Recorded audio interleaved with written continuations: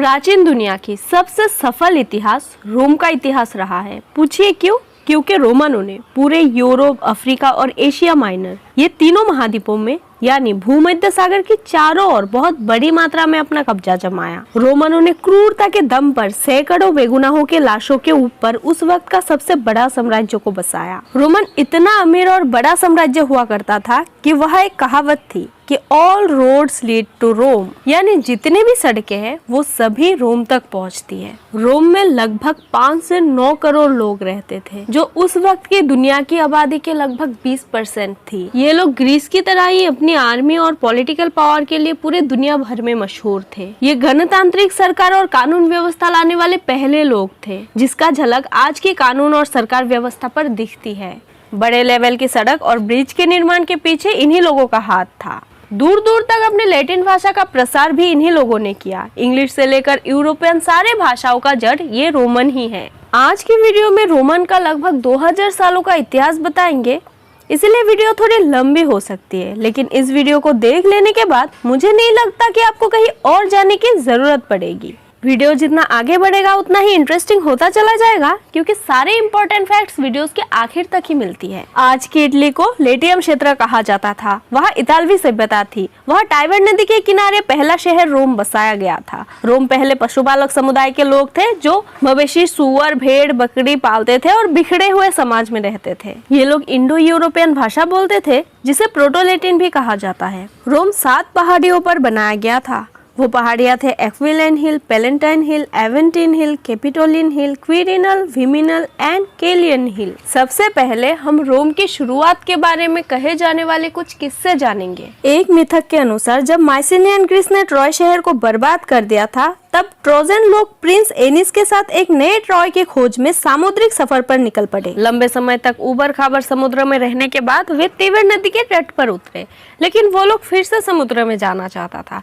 तब उन लोगों के बीच एक रोमा नाम की लेडी थी, जिसने नाव को जला दिया। पहले तो इसका विरोध हुआ, लेकिन बाद में सबको एहसास हुआ कि यहाँ परमानेंटली बसने के लिए ऐसा करना जरूरी था। वहाँ ये लोग हमेशा के लिए बस गए और उन्होंने बस्ती का नाम उस महिला के नाम पर रख दिया। सभी रोमन मिथकों में से सबसे प्रसिद्ध और मानने लायक मिथक रोमुलस और रोमिस की कहानी है। इटली के लेटियम क्षेत्र में एक लेटिन जनजाति थी अल्बालोगा। वहाँ का राजा न्यूमीटर की बेटी थी राजकुमारी रिया सिल्विया, जिसके साथ युद्ध के देवता मार्स ने जबरदस्ती की और राजकुमारी को गर्भवती कर दिया। इससे 2 जुड़वा बच्चा रोमुलस और रेमस का जन्म हुआ। तब अल्बालोगा का राजा एम्यूलियस ने दोनों बच्चों को तिबर नदी में डुबाकर मारने का आदेश दिया, लेकिन सैनिकों ने दोनों बच्चों को एक टोकरी में रखकर बहा दिया। टोकरी पैलेंटाइन पहाड़ी के पास जाके अटका। तब एक मादा भेड़िया लूपा ने उस टोकरी को पाया। इसके बाद फॉस्टुलस नाम का एक पशुपालक ने उन दोनों बच्चों को देखभाल करने के लिए अपने घर ले गया।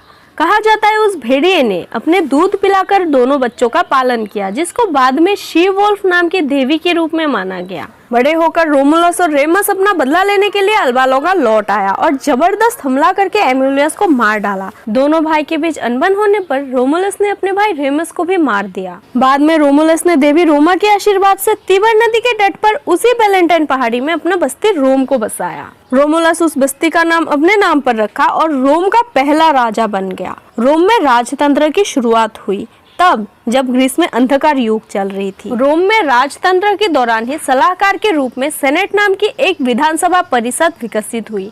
रोम में कुल मिला के 7 प्रसिद्ध राजा थे: Romulus, Numa Pompilius, Tullus Hostilius, Ancus Marcius, Tarquin the Elder, Servius Tullius, Tarquin the Proud. उन्हें लैटिन में रेक्स या किंग कहा जाता था। 4 शताब्दी ईसा पूर्व में गॉल्स ने रोम को लगभग खत्म ही कर दिया था। गॉल्स ने रोम को लूटा, जलाया। कुछ रोमन्स पैलेंटाइन के पहाड़ियों में छुपे थे। गॉल्स ने 7 महीने तक पैलेंटाइन पहाड़ी की घेराबंदी की और फिर 1000 पाउंड सोने के बदले रोमन का पीछा छोड़ने को राजी हुआ। रोमनों ने देखा कि गॉल्स झूठे तराजू का इस्तेमाल करके सोने के मापतोल में हेराफेरी कर रहा था। तब रोमनों ने हथियार उठाया और गॉल्स को हरा दिया। तब रोमनों ने कहा था कि सोने से नहीं, लोहे से रोमन अपनी आजादी खरीदेगा।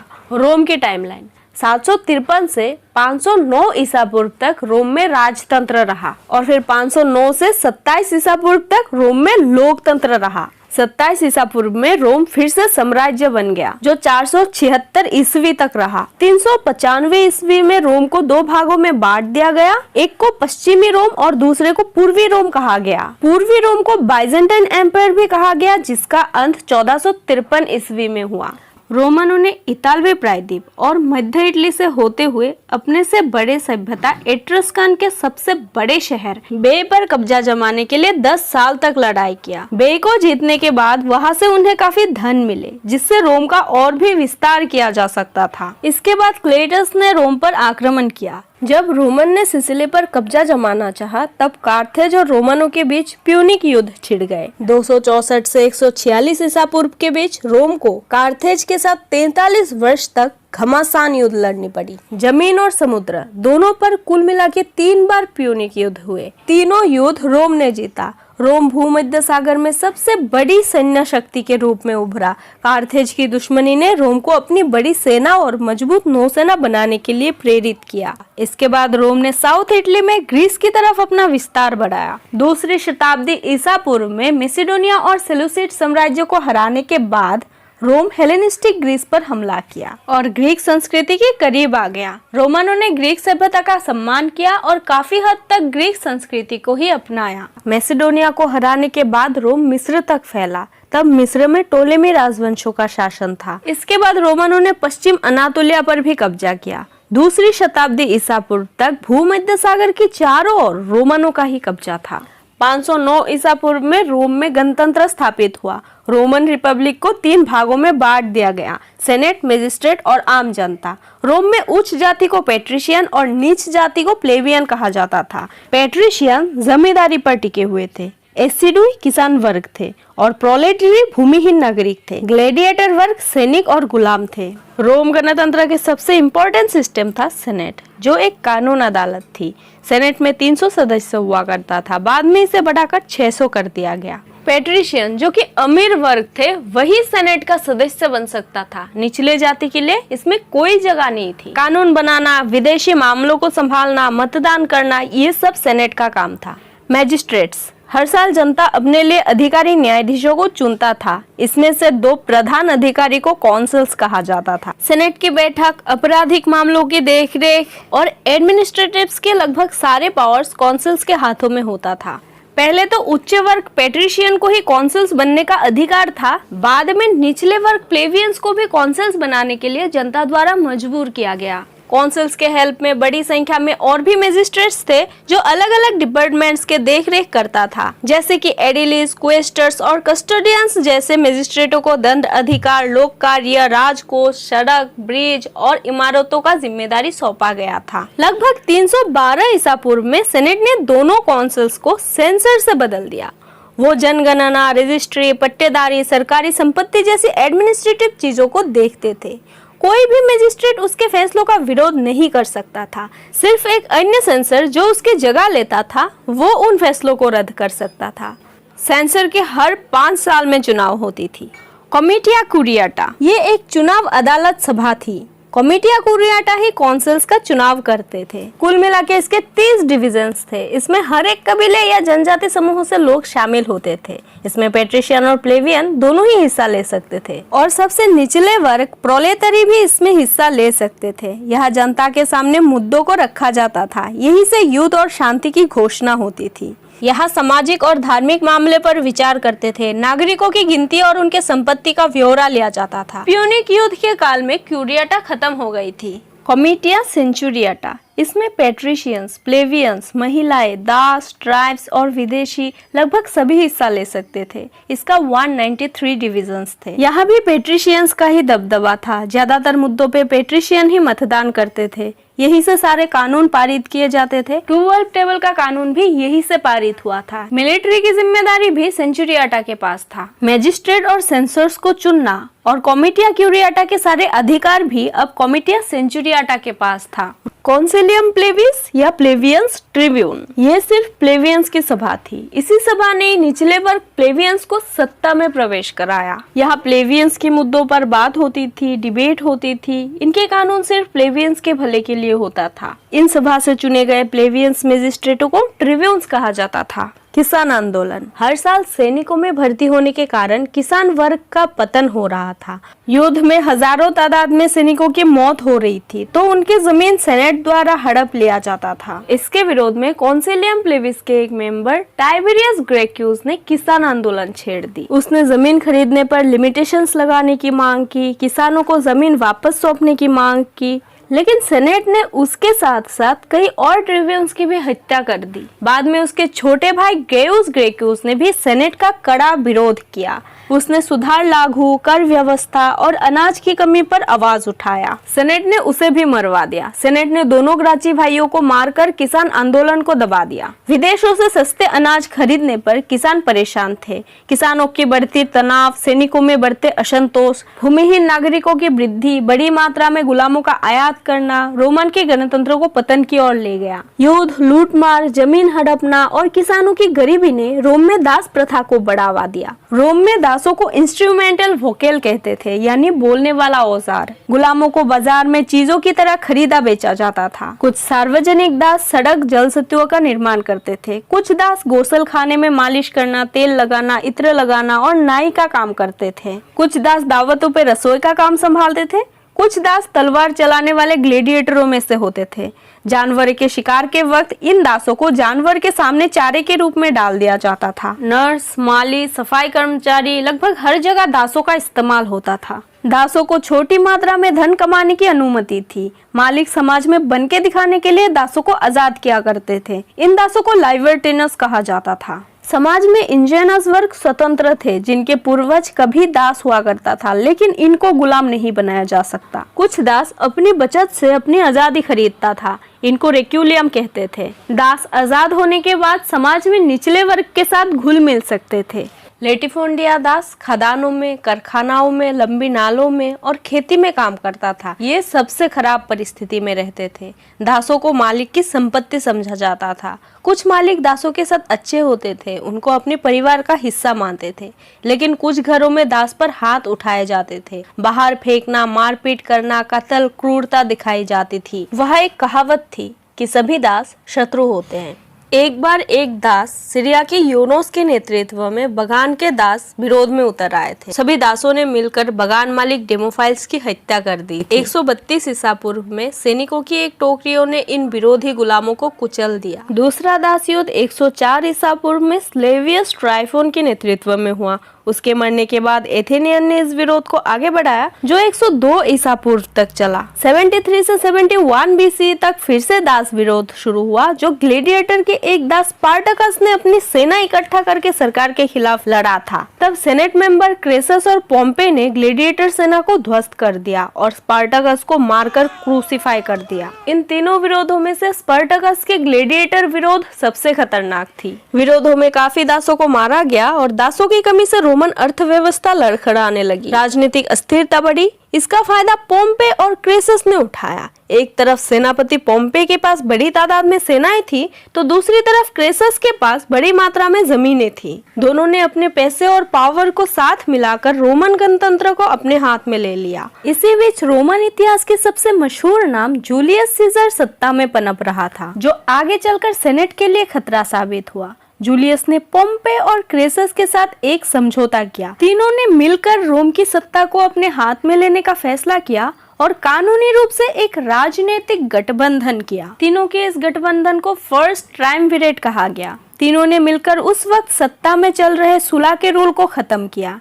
ट्रिब्यून्स की पावर को तो नष्ट कर ही चुके थे। इसके बाद जूलियस सीजर ने पूरे गॉल के क्षेत्रों को बेरहमी से कब्जा किया, जो आज की फ्रांस, बेल्जियम, ब्रिटेन और जर्मन के क्षेत्र है। जूलियस ने लाखों लोगों की हत्या की, बंदी बनाया। कई इतिहास में इसे हत्यारा भी कहा जाता है। गॉल में बैटल ऑफ केरी में क्रेसस की मौत हो गई। इधर जूलियस की सफलताओं को देखकर पोम्पेई को अब खतरा महसूस होने लगा। वो जूलियस से जलने लगे और सेनेट के साथ मिलकर जूलियस के खिलाफ मुकदमा चलवा दिया। इधर जूलियस का सेनाओं पर अच्छा खासा प्रभाव था। उसने सेनाओं की तनख्वाह बढ़ा दी, उन्हें भेंट दिया और सेनाओं को अपनी तरफ कर लिया। जूलियस और पोम्पेई के बीच सिविल वॉर छिड़ गया। इसके बाद बैटल ऑफ पर्शिया भी हुई, जिसे रोमन इरानियन वॉर कहते हैं। इसके बाद बैटल ऑफ फर्सला, उसमें पोम्पेई हारने लगता है और इजिप्ट भाग जाता है। उसको ढूंढते हुए जूलियस भी इजिप्ट पहुंचता है। वहां उनकी मुलाकात क्लियोपेट्रा से होती है। वो उनकी प्रेमिका बनती है। जूलियस की मदद से क्लियोपेट्रा अपने भाई टोलेमी को हरा के खुद इजिप्ट की रानी बनती है।